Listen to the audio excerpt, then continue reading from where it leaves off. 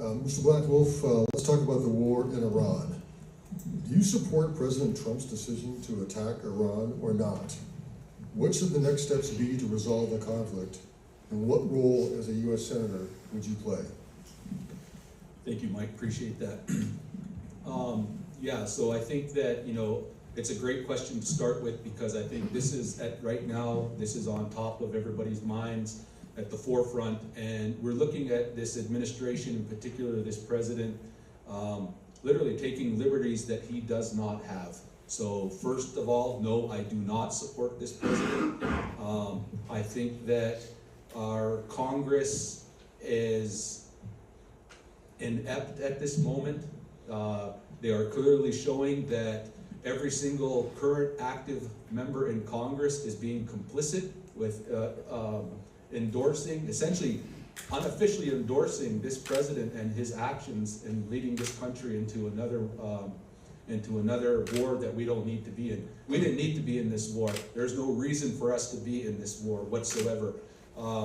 We had an administration under Obama that had rules and a treaty in place that basically put an end to Iran enriching uranium, and this administration is trying to use this war to distract from the Epstein files. Thank you. Ms. Bankhead, your response. I'm completely opposed to this war in Iran. As I mentioned earlier, I'm a retired lieutenant colonel, and actually y'all probably remember the 3 F-15Es that went down about a month ago in Kuwait.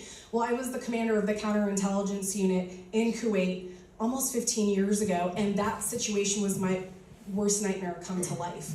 We need to make sure we're putting our oxygen mask on first as United States. Our people are suffering and struggling. I have a master's degree in international relations with a concentration in national security studies, and even I, who's pro-defense and pro-protecting our borders, still believe that we need to stop the war in Iran, stop the bleeding on the finances, make sure that we're not losing our sons and daughters to this horrific event, and bring things back home so that we can start taking care of Montana first.